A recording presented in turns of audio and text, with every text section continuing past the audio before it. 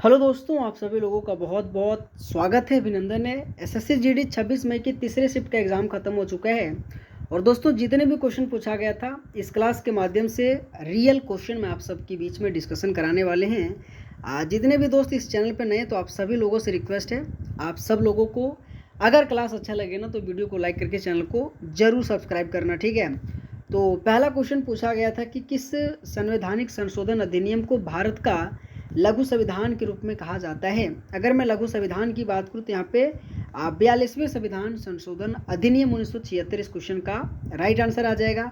अगर मैं बात करूँ सर 44वें संविधान संशोधन अधिनियम 1978 के तहत संपत्ति के अधिकार को हटाया गया था। अगर मैं बात करूँ सर 52वां संविधान संशोधन अधिनियम 1985 के तहत तो दल बदल से संबंधित है। तो ये भी आपको छोटे छोटे पॉइंट याद रखनी है। अगला क्वेश्चन पूछा गया था कि भारतीय संविधान का कौन सा अनुच्छेद राज्यपाल को विधानमंडल के विश्रांति काल में अध्यादेश प्रख्यात करने के लिए उनकी शक्ति का प्रदान करने के बारे में कहते हैं। तो यहाँ पे याद रखिएगा 223 आ जाएगा। अगर मैं 123 की बात करूँ तो यहाँ पे राष्ट्रपति अध्यादेश जारी करती है, लेकिन 213 की बात करूँ तो वहाँ पे राज्यपाल अध्यादेश जारी करता है। तो ये भी दोनों पॉइंट याद रखिए, क्योंकि हमेशा राज्यपाल से संबंधित अनुच्छेद 153 बहुत ज़्यादा पूछा जाता है, जिसमें से राज्यपाल के बारे में जिक्र किया गया जो आपके एग्ज़ाम में हमेशा पूछा जाता है। अगर दोस्तों मैं अगला क्वेश्चन की बात करूं तो अगला क्वेश्चन ये पूछा गया था कि कथकली निम्नलिखित में से किस भारतीय राज्य के शास्त्रीय नृत्य के रूप में जानी जाती है। तो यहाँ पे केरल आ जाएगा, और केरल से आपके मोहिनी अट्टम भी जो कि संबंधित है। तमिलनाडु से अगर मैं बात करूँ तो भरतनाट्यम आ जाएगा, जो कि भरतनाट्यम को सदीर के रूप में भी जाना जाता है, और भरतनाट्यम को एक हार्य के भी रूप में जाना जाता है, जो सबसे पुराना भरतनाट्यम को ही जाना जाता है। अगर मैं आंध्र प्रदेश की बात करूँ तो कुचिपुड़ी आ जाएगा। हमेशा पुरी से संबंधित जो कच्ची रह जाता है ना, वो कहाँ से रहता है, बोले आंध्र प्रदेश से रहता है। अगर मैं पूछूँ कुल कितने क्लासिकल डांस है तो बोले 8 है, जिसमें से सबसे नया की बात करूँ तो 70 आ जाएगा, जो श्रीमंत शंकर देव जी के द्वारा 2000 ईस्वी में से इस्टेब्लिश किया गया था। तो ये भी पॉइंट याद रखिएगा। अगला क्वेश्चन पूछा गया था कि भारतीय संविधान के किस अनुच्छेद में संघ की राजभाषा हिंदी और लिपि देवनागरी घोषित की गई है। देखो दोस्तों 243 की बात करूँ ना तो यहाँ पे नहीं 343 आ जाएगा, ठीक है, 343 आ जाएगा। और इसी में संघ की राजभाषा के बारे में कहता है। आपके पेपर में हमेशा पूछा जाता है 120 में संसद में प्रयोग की जाने वाली जो भाषा है ना, 120 में जिक्र किया गया, जो आपको ये भी अनुच्छेद याद रखना है, ठीक है। 120 में कहूँ तो संसद में प्रयोग होने वाली जो भाषाएं उनके बारे में, और 343 में संघ की राजभाषा हिंदी के बारे में कहता है, ठीक है। ये दोनों के दोनों बहुत इंपॉर्टेंट है। अगला क्वेश्चन पूछा गया था कि एग्जिबिट शब्द का हिंदी में सबसे उपयुक्त अर्थ क्या होता है। किसी भी चीज़ को दोस्त अगर आप दिखाओगे ना, कभी कभी लोग तो गाँव वगैरह में हमारे तो बहुत लोग कोई अगर कुछ ले लिया ना भाई साहब, एक फ़ोटो 20 बार लगाता है भाई साहब गाड़ी के सामने, मतलब यार कुछ भी कर रहा है, मतलब उसे एग्जिबिट कहते हैं, मतलब किसी चीज़ को दिखाना, शो ऑफ करना है ना। तो यहाँ पे इस क्वेश्चन का राइट आंसर आ जाएगा, ऑप्शन नंबर बी आ जाएगा।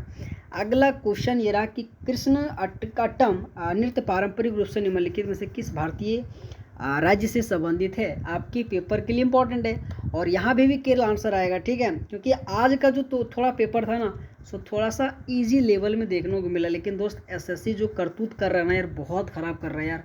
हर एक जगह देख लो एसएससी जीडी का किस तरीके से एग्ज़ाम हो रहा है, कहीं कैंसिल हो रहा है यार, तो कहीं क्या हो रहा है, मतलब यार गजब का वाली बात कर रहा है, ठीक है। तो कर क्या सकते हो यार, लेकिन मतलब यार इस बात को मतलब कह ही नहीं सकता हूँ।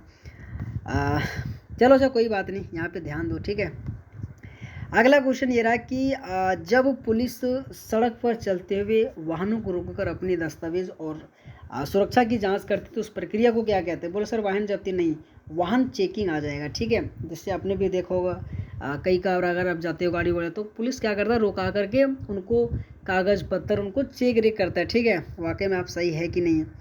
अगला क्वेश्चन, राजस्थान के लोक संगीत में तुरही और तिमकी किस प्रकार के वाद्य यंत्र बजाया जाता है। दोस्तों एक बात तो तय है, अभी जो आपका एडुकेटिव जितने भी वाद्य यंत्र से पूछ रहा है ना, बहुत डीप वाला क्वेश्चन पूछ रहा है, मतलब इजी वाला क्वेश्चन नहीं पूछ रहा है।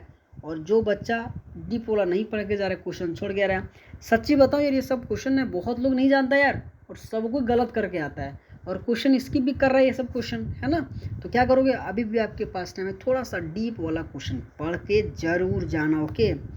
अगला क्वेश्चन, एशियाई खेलों में भारत ने अभी तक निम्नलिखित में से किस खेल में कभी भी स्वर्ण पदक नहीं जीता है। ये तो बहुत बड़ी बात है यार, है ना। कौन सा नहीं है? बोले सर जो टेबल टेनिस है ना उसी में भारत ने अब तक कोई भी स्वर्ण पदक नहीं जीता, जो कि इस क्वेश्चन का राइट आंसर आ जाएगा। अगला क्वेश्चन की उपरोक्त में प्रोहिबिट की बात करूँ, उसका हिंदी सही अर्थ की बात करना, देखो किसी भी चीज़ अगर प्रतिबंध लगा दोगे ना तो उसी को प्रोहिबिट कहते हैं, ठीक है, मतलब निषेध करना, प्रोहिबिट करना है ना। अगला क्वेश्चन खेद शब्द का सही विलोम करना। खेद का मतलब क्या होता है? किसी भी चीज़ जब पछताते हो ना भाई सब, बहुत दिक्कत वाली बात है यार, तो उसी का जो अगर आप विलोम बात करें तो हर्ष आ जाएगा, उत्साह आ जाएगा, मतलब ठीक है, बहुत खुश हो जाना, तो यहाँ पे आप आराम से आंसर लगाया होगा। अगला क्वेश्चन निम्नलिखित में से जंग शब्द का सही शुद्ध वर्तनी क्या है? तो देखो दोस्त, जंग की बात करूँ तो यहाँ पे ऑप्शन नंबर सी आ जाएगा, ठीक है। अगला क्वेश्चन कि भारत में कबड्डी को अन्य किस नाम से जाना जाता है? कबड्डी से दोस्तों मेल और फीमेल की इनकी आयाम पूछ लिया था, ठीक है। 13 इंटू कितना? बोले सर 13 इंटू 10, और यहाँ पे 12 इंटू 8 आ जाएगा। ये दोनों के दोनों इनका आयाम याद रखिएगा। और ये तीनों के तीनों दोस्तों सही, जो कि यहाँ पे ऑप्शन नंबर डी इस क्वेश्चन का राइट आंसर आ जाएगा। अगला क्वेश्चन सीनियर महिला कबड्डी मैच की कुल अवधि कितनी होती है? बोले सर सीनियर की बात करें ना तो यहाँ पे 20-20 का होता है, ठीक है, यहाँ पे 20-20 का होता है। ऑप्शन नंबर सी इस क्वेश्चन का राइट आंसर आ जाएगा, जो आप सब लोगों को दोस्तों यहाँ पे आंसर आपको बोल रहा है कुल अवधि, ठीक है, तो यहाँ पे 30 मिनट आ जाएगा, ठीक है, थोड़ा ध्यान दीजिएगा, 30 मिनट आ जाएगा, जिसमें से 15-15 का होता है, ठीक है, यहाँ पर 15-15 ऑप्शन नंबर 20 क्वेश्चन का राइट आंसर आ जाएगा। अगला क्वेश्चन यकीन निम्नलिखित में से दफ्तर शब्द का शुद्ध वर्तनी क्या है? अगर मैं दफ्तर की बात करूँ तो ऑप्शन नंबर बी यहाँ पे सही आ जाएगा। अगला क्वेश्चन ये रहा, ये भी तो यही क्वेश्चन था, ठीक है, दफ्तर आ जाएगा। बाकी बात दोस्तों, अगर आप सबको क्लास अच्छा लग रहा हो ना तो आप सब लोगों से रिक्वेस्ट है यार, एक सब्सक्राइब जरूर करना। अगर मैं गंगा नदी की सहायक बात करूँ तो गंडक, सोन, घग्गर, सतलज नहीं, बाकी बात ये तीनों याद रखिएगा, ठीक है, गंडक, सोन, घग्गर, ये तीनों की तीनों गंगा की सहायक नदी है। 2525 किलोमीटर गंगा की लेंथ है, ये भी क्वेश्चन कई बार पूछा जाता है।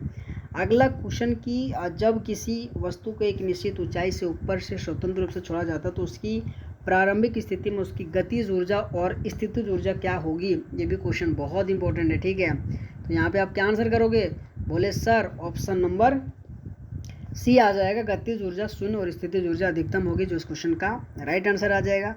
अगला क्वेश्चन पूछा गया था कि एक वर्ग का परिमाप 160 सेंटीमीटर, तो उसकी विकर्ण की लंबाई कितनी होगी? दोस्त यहाँ पे 40√2 सेंटीमीटर आ जाएगा, ठीक है। बाकी बात, आप सबको ये क्लास अच्छा लगा तो आप सभी लोगों से रिक्वेस्ट है वीडियो को लाइक करके चैनल को जरूर सब्सक्राइब करना। ऑल द बेस्ट, आप सबका बहुत बहुत धन्यवाद, थैंक यू सो मच।